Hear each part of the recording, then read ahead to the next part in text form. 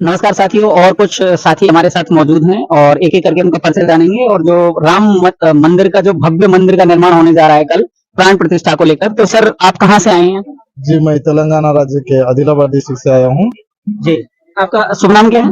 भास्कर जी गुट्टे। भास्कर जी।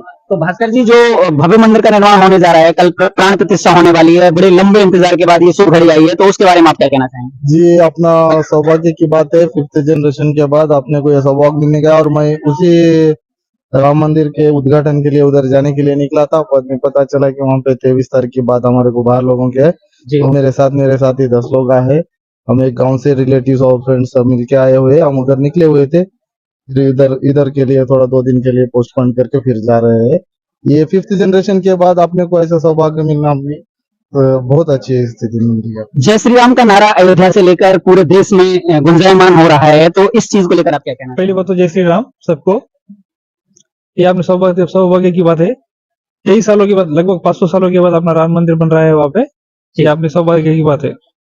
और कई सारे लोगों के मन में बहुत सारी चीजों को लेकर, जो विपक्षी लोग हैं वो तरह तरह से जैसे बहिष्कार कर रहे हैं, आमंत्रण को अस्वीकार कर दिया गया है, तो उस विषय में आप कुछ कहना चाहेंगे? वो वोट के लिए करे अभी तक, इसीलिए तो 70-80 साल से तो ये कांग्रेस सरकार हो दो, कोई भी सरकार हो दो, वोट के लिए तो करे। अभी मोदी जी आए बोल के तो मंदिर बन पाया। अपना सौभाग्य है मोदी के लिए। अब ये राम मंदिर होना, अब अपना हमारा भी सौभाग्य है कि हम उसी दर्शन के लिए निकले। अभी 23 तारीख को हम वहाँ दर्शन करके आएंगे रामलला का। जय श्री राम। जय श्री राम। तो उसके बाद अगर हम बात करें सुप्रीम कोर्ट का फैसला हो, या उसके बाद मोदी जी द्वारा जो चीजें आगे प्रेषित की गई, उसमें योगी जी ने जिस तरह की तत्परता दिखाकर राम मंदिर का निर्माण करवाया है, तो उसको लेकर आप क्या कहना चाहते हैं? ये तो योगी और मोदी जी का ही वो है कि उन्होंने राम मंदिर को बनाया, और राम मंदिर बनना बहुत जरूरी था, क्योंकि 500 सालों से ज्यादा हो चुका था राम मंदिर को हुए। तो उसी को देखते हुए अगर मोदी सरकार नहीं होती तो जैसे 450 साल ऑलरेडी मतलब पहले हो चुका, 450-500 साल तो ये बन ही नहीं पाता। मोदी गवर्नमेंट ने और योगी गवर्नमेंट ने मतलब कैसे भी पोस्ट करके तो राम मंदिर का अपना सौभाग्य है, अपनी पीढ़ी का सौभाग्य है कि हम देख रहे हैं कि राम मंदिर अपने जीवन काल में बन रहा है। और इसके लिए योगी सरकार का बहुत बड़ा योगदान है। योगी सरकार में अगर आप पहले अगर यूपी में अगर सुनते होंगे तो आपको भी पता होगा कि यूपी का क्या हाल था, मतलब 6-7 साल 8 साल पहले अगर आप देखते होंगे, क्योंकि मैं भी एक्चुअली क्या जॉब करता हूँ इधर यूपी में ही। तो पहले लोग कहते थे कि मतलब इतनी चोरी डकैती और सब कुछ था, और आज मैं यहाँ पे जॉब कर रहा हूँ तो मतलब उनका व्यू बिल्कुल डिफरेंट है। तो आप खुद भी सर्वे करते होंगे तो आप लोगों को भी डिफरेंस दिखता होगा कि पहले क्या होता था, अब क्या होता था। पहले आपको पता होगा कि अगर जैसे मॉल्स वगैरह में खुलेआम गोलियां चलती थी, और आज आप देखिए माहौल बिल्कुल टोटली डिफरेंट है। टोटली जो इन्वेस्टमेंट आ रहा है, रोजगार मिल रहा है रूपी में, टोटली डिफरेंट। बहुत बहुत धन्यवाद। और जो विपक्ष के लोग हैं वो कई बार चीजों को, जैसे निमंत्रण वगैरह है, उसको अस्वीकार कर दिया गया है, तो उसके लिए क्या कहना चाहेंगे? अगर कोई भी विपक्ष अगर निमंत्रण को अगर अस्वीकार कर रहा है, इसका मतलब ये है कि वो हिंदुओं के लिए बिल्कुल वो है, हिंदुओं के प्रति तो उसकी आस्था नहीं है। क्योंकि अगर राम की अगर बात करते हैं तो राम तो सबके है। अगर राम सबके है, अगर वो राम का एक्सेप्ट नहीं कर रहे तो टोटली मतलब वो देश की 80% पॉपुलेशन को हटा रहे। इसका मतलब तो यही हुआ। और विपक्ष से अगर इतना अगर मजबूत था तो विपक्ष को पहले सेटलमेंट करना चाहिए था। विपक्ष ने तो मतलब अगर देश आजाद होने के बाद अगर आप देखते हो तो मैक्सिमम 60-65 ईयर्स के अराउंड तो कांग्रेस ने ही राज किया था। कांग्रेस टोटली हिंदू विरोधी पार्टी है।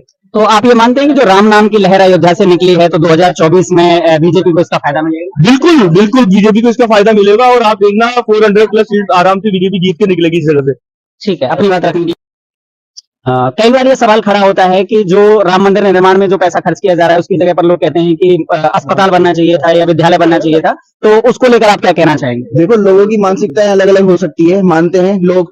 10 लोग हैं तो 10 बातें होंगी। अगर लोग ये बोलते हैं अस्पताल बनने चाहिए, अस्पताल ऑलरेडी बन रहे हैं, बड़े बड़े IIM ऑलरेडी है इंडिया में, और भी बन रहे हैं, IIT बन रहे हैं, तो ये तो है एजुकेशन लेवल पे। और अगर रोजगार की बात करें तो राम मंदिर बनने से ही कम से कम 50,000 लोगों को रोजगार तो वैसे ही मिल जाए। आज मैं वृंदावन की बात करूं, मथुरा में आज बात करूं, तो मथुरा में कितने लोगों को रोजगार तो वैसे मिल रहा है।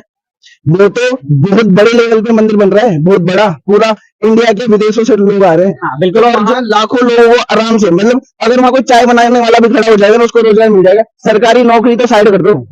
अगर लोग ये सोचे कि सरकारी नौकरी ही सब कुछ है तो लोग बेरोजगार है। आजकल मेंटेलिटी ये बदलनी पड़ेगी कि सरकारी नौकरी ही सब कुछ नहीं है। बिल्कुल सही। आदमी अगर खुद के बल पे काम करे तो चाय बनाने वाला और पकौड़ी लगाने वाला ही कमा लेगा। मेरा मानना ये नहीं है कि सब पकौड़े लगाए, लेकिन अगर आप ये कहते हो कि रोजगार दे सरकार, तो रोजगार दे रही है ना सरकार।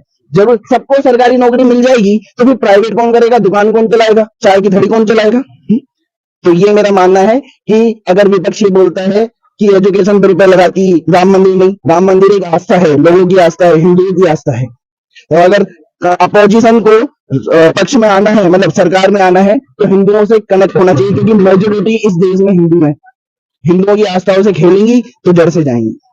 टूरिज्म और एम्प्लॉयमेंट को लेकर आप में से कुछ जवाब देना चाहिए। अगर टूरिज्म की बात करोगे तो अगर आपको टूरिज्म का अगर देखना है तो आप मतलब नंबर ऑफ टूरिस्ट अगर आप in the part of like Congress के राज में देखोगे या बीजेपी के राज में आप देखोगे तो आप खुद पाओगे कि नंबर ऑफ टूरिस्ट बहुत ज्यादा इंक्रीज हुआ है और पहले के मुकाबले बहुत ज्यादा इंक्रीज हुए हैं।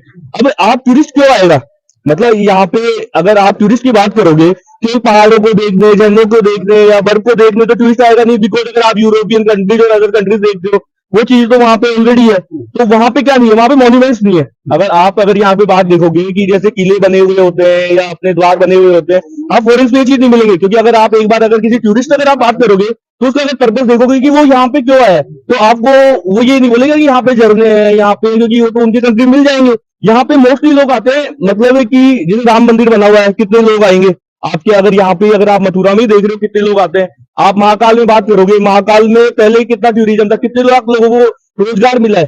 अगर आप देखोगे मंदिर का जो कॉरिडोर बना है, कॉरिडोर बनने से अगर आसपास में आप पूरा देखोगे ना, ऑटो रिक्शा से लेके, होटल से लेके, आप इवन फ्लाइट्स वगैरह से लेके सबसे देखोगे तो उससे रोजगार मिल रहा है। कितने 50,000, 60,000, 70,000 लोगों को आसपास रोजगार मिल रहा है, क्योंकि ऐसा नहीं है कि इकोनॉमी एक चीज से घूमती है। अगर टूरिस्ट आएगा तो वो ऑटो भी लेगा, वो खाएगा भी, अगर वो खाएगा तो वो वापस जाएगा भी, रहेगा भी, तो वो सारे ऑप्शंस तो वहीं से तो इंक्रीज हो रहे हैं।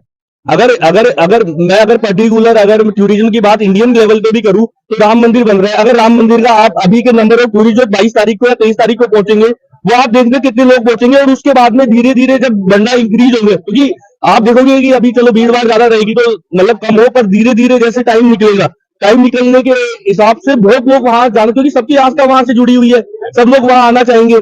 तो वो जैसे जैसे जाएंगे तो वहां पे हर तरीके का डेवलपमेंट होगा, डेवलपमेंट के साथ साथ रोजगार के नए नए अवसर पैदा होंगे। अभी जो एजुकेशन मिनिस्ट्री है उसके द्वारा कोचिंग्स को लेकर नई गाइडलाइंस जारी की गई हैं। हाँ। उसमें सबसे पहला सवाल ये है कि जो 16 साल के बच्चे हैं उनका एडमिशन नहीं हो सकता है किसी भी कोचिंग में। तो जो सरकार के द्वारा जो गाइडलाइंस जारी की गई हैं विद्यार्थियों के पक्ष में, उसको लेकर आप क्या कहना चाहेंगे? देखो, सरकार का जो डिसीजन है वो उससे मैं बिल्कुल एग्री करता हूँ, क्योंकि आप अगर 12 साल के बच्चे के ऊपर IIT लेवल की पढ़ाई डाल दोगे, मतलब BA लेवल, ग्रेजुएशन लेवल की पढ़ाई, 12th लेवल की पढ़ाई अगर आज 8वीं क्लास का बच्चा मैनेज कर रहा है तो उसके ऊपर कितना प्रेशर आ रखा है। आप बच्चों की भावनाओं से अगर जुड़ो, बच्चा एक मतलब 8वीं क्लास का बच्चा क्या जानता है, पहले बच्चों को मैं तो ये मानता हूँ 10वीं तक का बच्चा खेले कूदे, उसकी उम्र ही वही है। आप ये कहना चाहते हैं कि जो बच्चे कम उम्र में उस डायरेक्शन में जाते हैं, कहीं ना कहीं उनके ऊपर पेरेंटल प्रेशर रहता है? बिल्कुल पेरेंटल प्रेशर रहता है। ये अपनी सोसाइटी ऐसी है, यहाँ कंपैरिजन चलता है। कंपैरिजन की वजह से ये रहता है कि फलाने का बच्चा उस लेवल पे पढ़ रहा है तो मेरा बच्चा भी पढ़े। आज हर बच्चे IAS नहीं बन सकते, हर बच्चे IIT नहीं बन सकते, हर बच्चे आज वैज्ञानिक नहीं बन सकते, तो हर बच्चे का एक अलग लेवल है। मेरी सभी पेरेंट्स से ये अपील है कि बच्चों को कंपैरिजन करना बंद कर दे। सोसाइटी में, पड़ोसियों से, रिश्तेदारों में कोई कंपैरिजन ना करे। बच्चा आपका है, आप अच्छी गाइडलाइन दो, उस पर अगर वो चल रहा है तो वो अच्छी बात है, लेकिन प्रेशर में अगर आप चलाओगे तो वो आगे जाके डिप्रेशन में आएगा। सरकार का डिसीजन आया है कि 10वीं तक की कोचिंग बंद कर दी जाए, बिल्कुल सही है, क्योंकि बच्चा सुबह 7 बजे से, अगर 7 बजे की टाइमिंग है, 7 बजे से जाता है, 2 बजे आता है, आराम भी नहीं कर पाता, कोचिंग में चला जाता है, तो बच्चे की शारीरिक विकास तो हुआ ही नहीं, किताबी कीड़ा बन के रह गया। आज बच्चे का प्रैक्टिकल होना बहुत जरूरी है, ये मैं मानता हूँ। मेरा एक क्वेश्चन और है आपसे। NCRB के जो आंकड़े हैं उसमें कई बार सुसाइडल टेंडेंसी है उसको लेकर बच्चों में जो बढ़ती जा रही है, तो जब सरकार, मिनिस्ट्री ऑफ एजुकेशन इस तरीका का प्रोविजंस या गाइडलाइंस लेकर आता है तो उससे जो इस तरह की टेंडेंसी है उसमें कमी दिखेगी? बिल्कुल, अगर सरकार सही नियम लाएगी, जैसा कि अगर मैं अभी कोटा का नियम बताऊं, कोटा में पहले हर साल बहुत हादसे होते थे जिसमें बच्चे सुसाइड करते थे। क्यों? बच्चों को घर वाले प्रेशर में भेज देते थे कि कोटा में आपको IIT की पढ़ाई करनी है, 2 साल रहना है और बन के आना है। बच्चा अपनी आप बीती किसको बताए, 6 महीने वो वहां पे हो जाता है, दिवाली की छुट्टी में 2 दिन घर जाता है, उसमें भी ये टेंशन रहती थी बच्चे के मन में कि मुझे वहां जाके PPT बनानी है, मुझे PPT सोल्व करनी है। तो मैं बच्चा फेस्टिवल ही एंजॉय नहीं कर पा रहा, बच्चे का शारीरिक विकास नहीं हो रहा, आप ओनली किताबों के बीच में पढ़ा रहे हो उसे, ओनली किताबी ज्ञान दे रहे हो, तो बच्चे का मतलब मानसिक विकास ही नहीं हो पा रहा, ओनली बस किताबों के काले अक्षर पढ़ के। अगर किताबों के काले अक्षर पढ़ के ही सब कुछ बन जाते तो फिर आज मोदी जी को हम नहीं देख पाते, आज हम योगी जी को नहीं देख पाते। तो मैं सरकार का निर्णय बहुत सही मानता हूँ और परिवार वालों से, बच्चों के परिवार वालों से यही अपील करता हूँ, कंपैरिजन करना बंद करें, बच्चों को एटलीस्ट 10वीं तक खेलने कूदने की उम्र में आराम से पढ़ने दें, प्रेशर में बच्चा नहीं पढ़ पाए। मिनिस्ट्री ऑफ एजुकेशन की जो नई गाइडलाइंस आई है कोचिंग को लेकर, उसके बारे में आप क्या कहना चाहोगे? पहले तो सभी दर्शकों को जय श्री राम।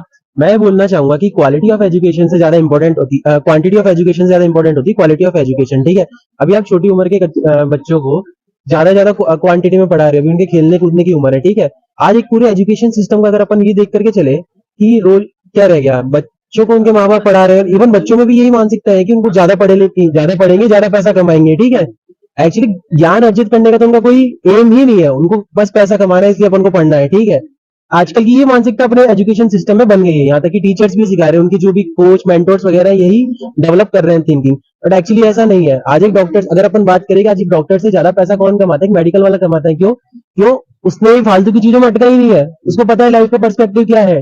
ठीक है, उसने अपनी पूरी लाइफ एंजॉय करी है। ठीक है, हर एक चीज को क्या नाम से ग्रैब किया है। ठीक है, तो रियल एजुकेशन ग्रैब की है, खाली किताबों से कलेक्शन नहीं पढ़े। तो इसी चीज को लेकर के मैं बोलना चाहूंगा कि सरकार इस दिशा में कदम उठा रही है, सराहनीय है। ठीक है, आज की बच्चों को जबरदस्ती फालतू मतलब धकेला जा रहा है कंधे कुएं के अंदर। ठीक है, प्रेशराइज किया जा रहा है, उनको उनके अकॉर्डिंग पढ़ने दो, जितना पढ़ सकते हैं उतना पढ़े। ठीक है, धीरे धीरे उम्र आती है, पढ़ाव आती है, इसके अकॉर्डिंग क्या नाम से स्टेप बाय स्टेप सारे चीजें उनको दी जाए और अकॉर्डिंगली ये ही होना चाहिए एजुकेशन सिस्टम।